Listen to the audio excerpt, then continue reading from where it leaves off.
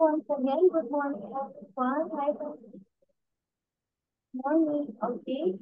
So before we start, let us all pray. Let's bow our head and close our eyes. Open your camera so you can see you. Okay, bow our head and close our eyes. Lord, thank you for this day. Thank you for all the blessings that we have, and thank you for the food that we eat. Thank you for blessing. Please help and guide us to understand our topic for today about multiplying the numbers. For knowledge and wisdom to answer the activity that teacher Bala will do. And also, please keep us safe in this whole day so we can attend in our own. Okay, we pray. Amen. Okay. So did you watch all the video I sent in your LMS? Not yet. Not yet pa? How about you, Luis? Did you watch the video in your LMS? Thumbs up if yes or no.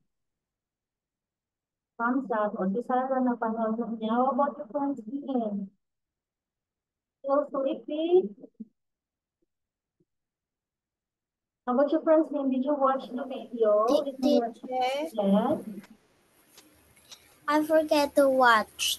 But you're going to watch naman later, di ba? So you can catch up with our discussion. So for today, is that we're going to practice our skills in multiplying numbers. Di ba last time, no, last time na nag-meet tayo is I told you that you're going to study about multiplication number, right? Do you remember?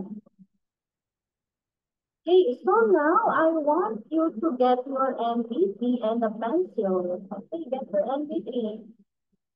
And then show me.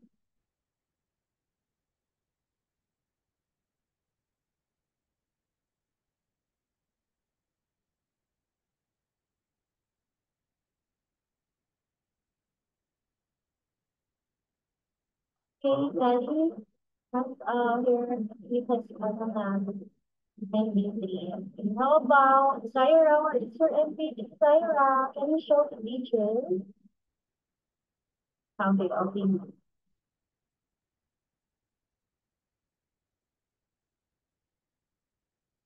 Okay, so now let's start to answer this one.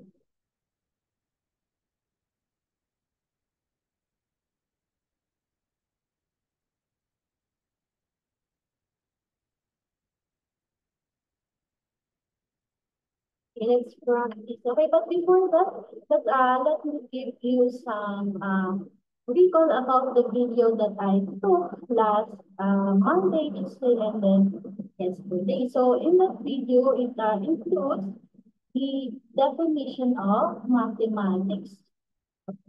Mathematics. Multiplication. When you say multiplication po, it is repeated addition. Do you know what addition? Adding numbers.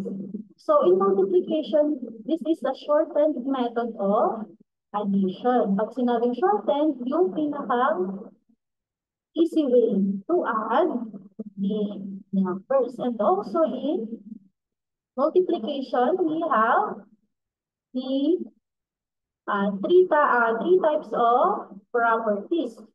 Properties na po, we have the commutative, identity, and the zero property. When we say commutative, if you change, ayan, nakanda nyo sa video if you watch it, if you change the position of the two numbers, the answer will be the same. Okay, for example,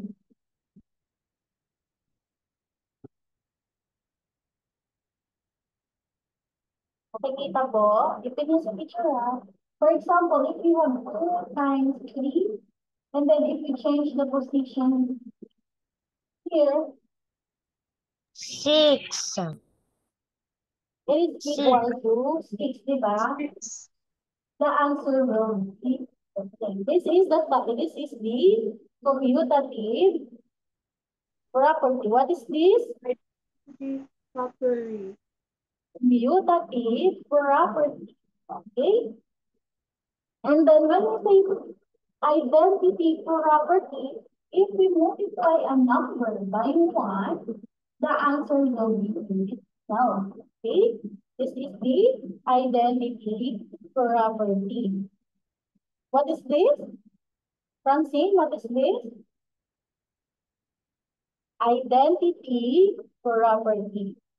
Again, Francine, what is this?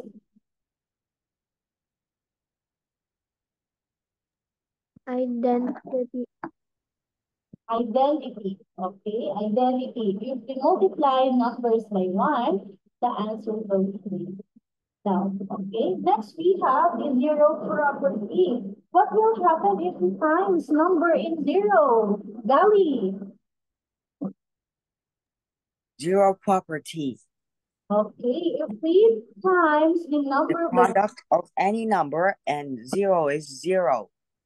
okay, very good. So that is the zero property. I hope you watch all the video that I sent to your elements. Okay, and also there we talk about the we don't have a whiteboard. Okay, this one is okay. Can you see it naman, di ba? Thumbs up if yes. Okay. This one is okay.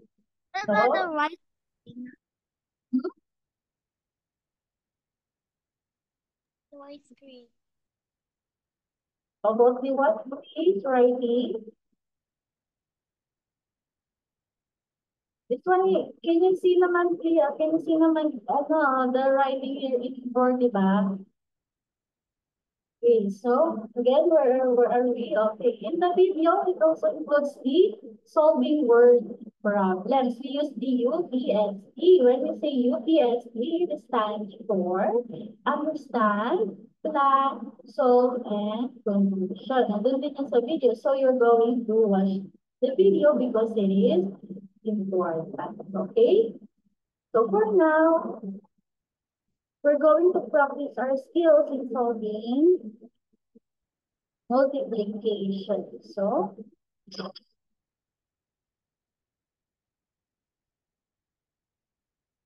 okay, so for this one, and I will give you 5 minutes to solve this.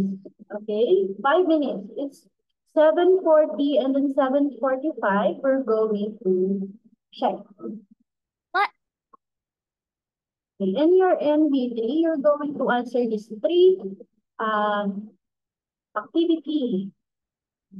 5 minutes. 7:40. Our time is 7:40 na. So, we will going to check at 7:45.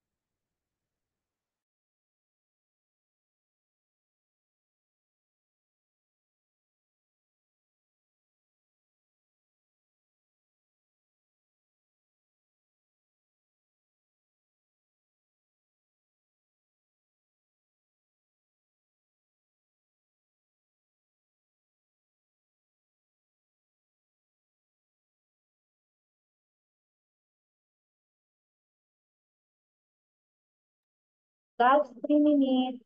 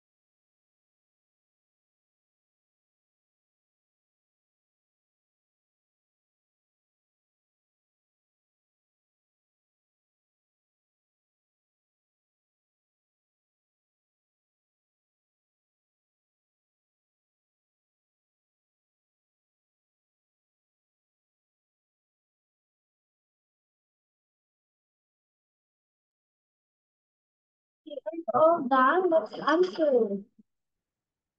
Okay, let's Ipa, answer. Ipa. teacher. Yes. Okay, let's stop answering muna and then it's on the board. Stop answering. Okay, first one, we have 1,930 times 54.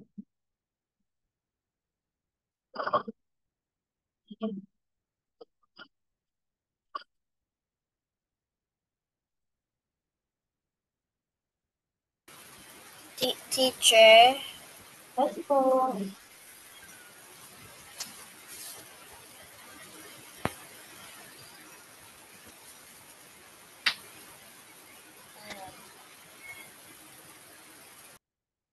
Let's answer this one.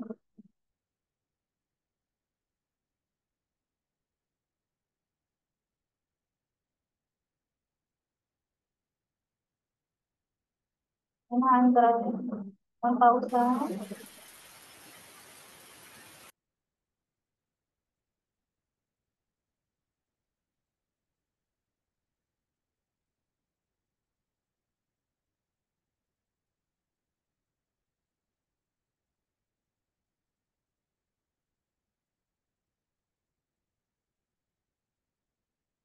Let's solve. 4 times 3. Okay, so in multiplying this one, okay, in multiplying this one, the order is important. So we're going to start from right to left. So let's have the 4 first. Diba? 4 times 3 home. Of 4 times 3. 12. Teacher, 4 times 12. 3 equals 12. Okay, we will go over to 16. We have 12, and then we're going to put 12 here, and then 1, 21 here. And then 4 times 1 is 4, plus 1. 4 plus 1 is 5. And then 4 times 9. 4 times 9, Louise. 4 times 9, Louise.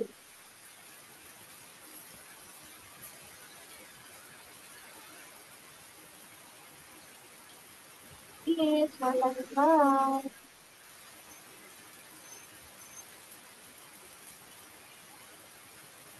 Yes, darling. 36. 36. Then we're going to put the 3 here. And then 4 times 1. 4 times 1 is 1 plus 3. 4 plus 3. Sarah, 4 plus 3. 7. 7. Next, we have, here naman we have 5. Okay, 5 times 3, Ray.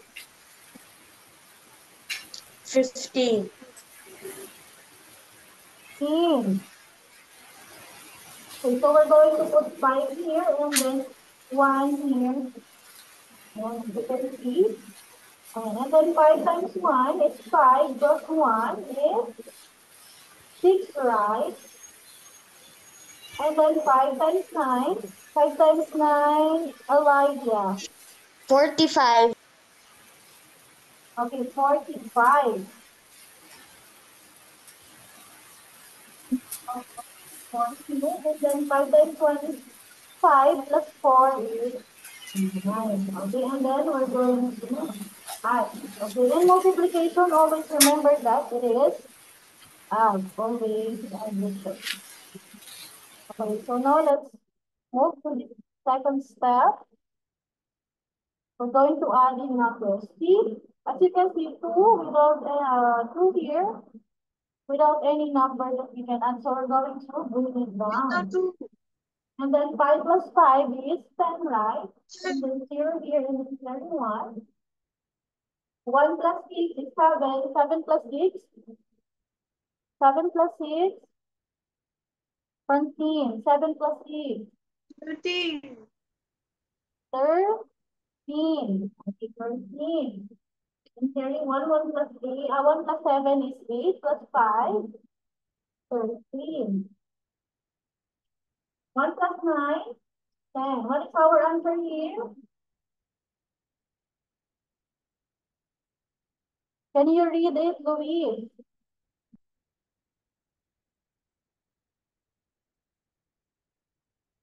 103,000. 103,302. Okay, did you get it? Did you get the correct answer? Okay, so Teacher, now, no. oh, why? What is your answer? 190, 952. Okay, you will check your answer na the process. Okay, baka may Okay. nakalimutan. Okay, next.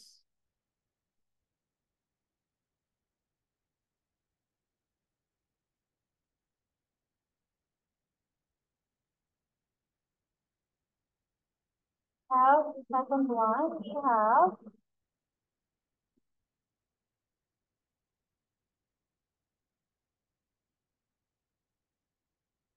1,138 times 10. So 7 times 8, Gali, 7 times 8, Gali, 56. 56. 56. Okay, thank you. Next one. We have 7 times 3. Elijah, 7 times 3, Elijah.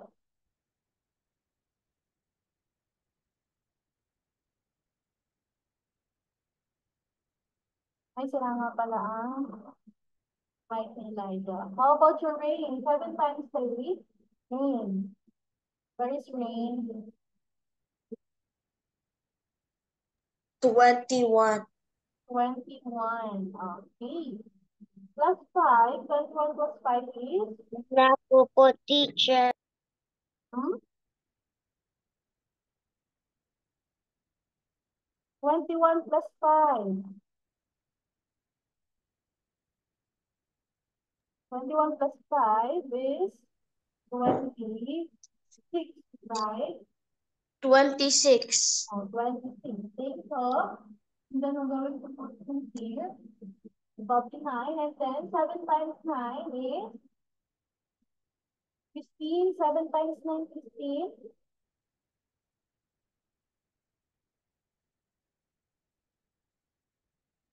15. 7 times 9.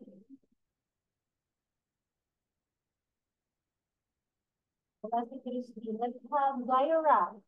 Zaira, 7 times 9.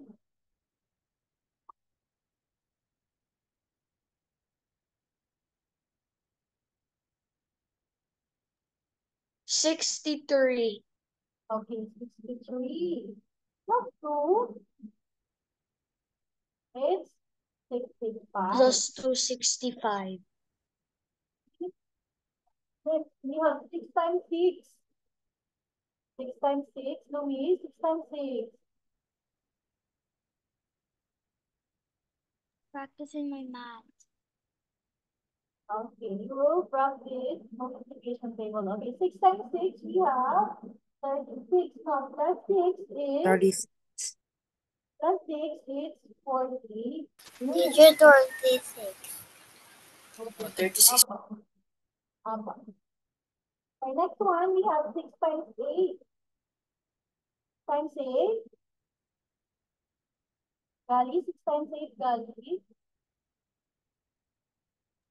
48. 43.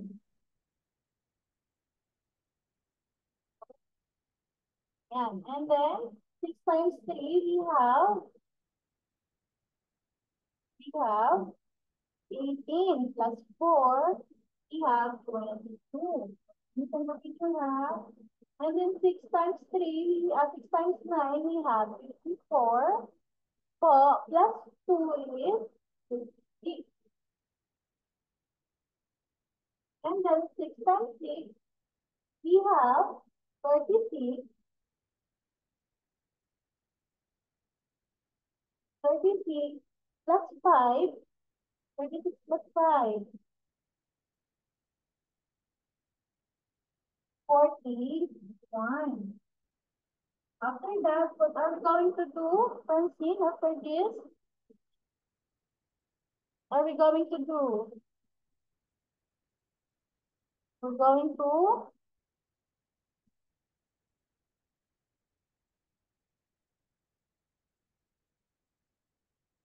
we're going to kung pala is 7 by 3.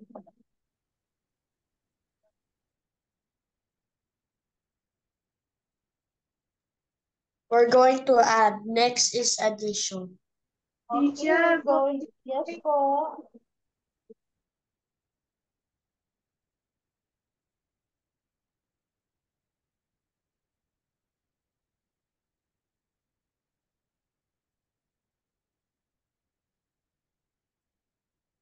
Going to add na. So break down 6. 6 plus 8. Plus 8. We have 14. Yes, I have. Then 1 plus 5 is 6. Plus 2 is 8. And then 8 plus 6, again, this is 14, right? And then carry 1 plus 4 is 6. And then bring down 4. So what is our answer? Tama po ba?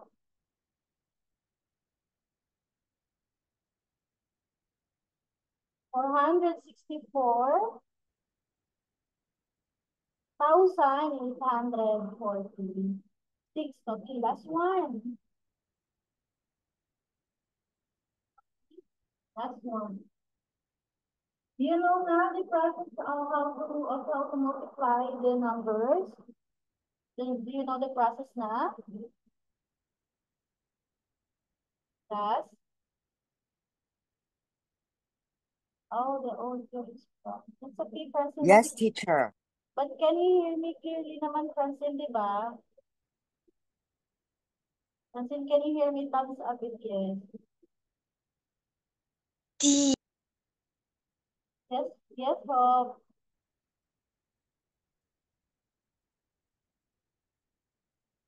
Okay, let's have the last one. We have 3,111 times 27.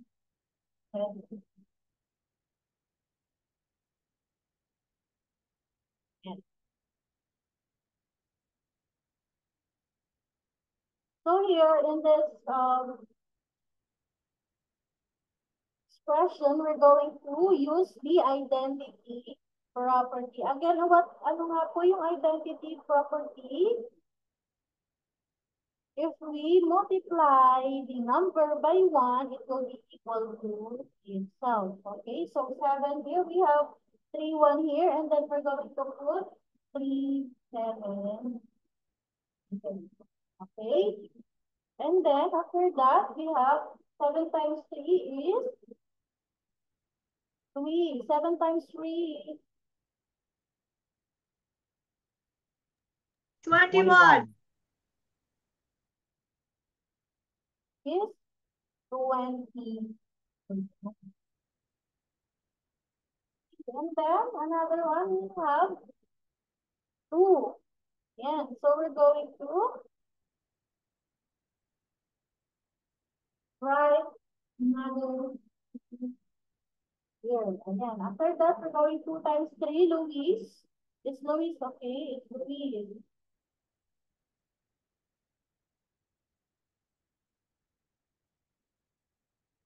Six. How about you, Luis? What is your answer?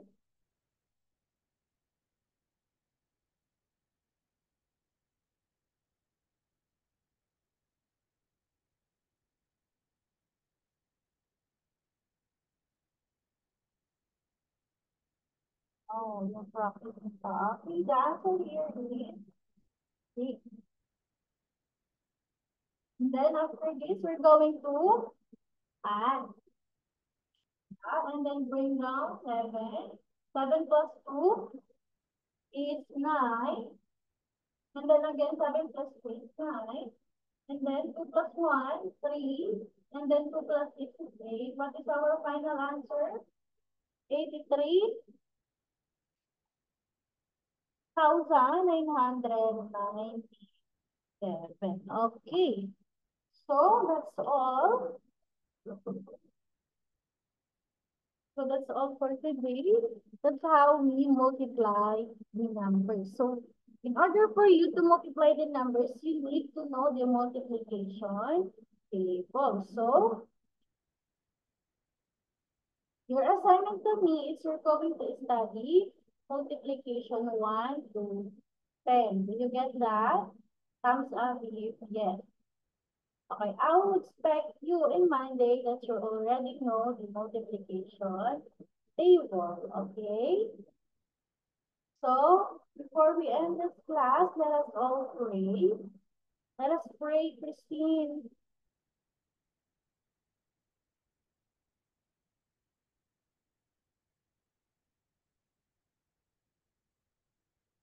Let us pray. Open your mic and then pray.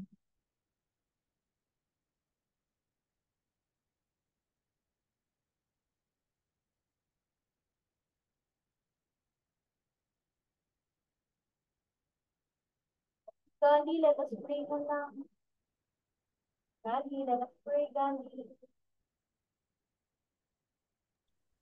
Angel of God, my guardian dear, to whom God's love commits me here, ever this day be at my side, to lie in guard, to rule and guide. Amen. So, that's all Bye-bye, for, teacher. that's all for today.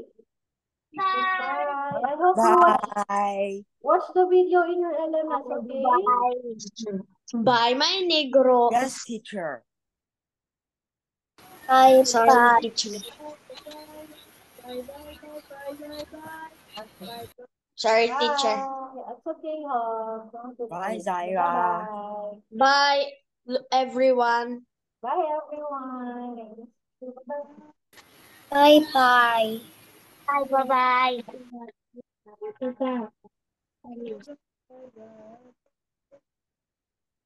Bye-bye.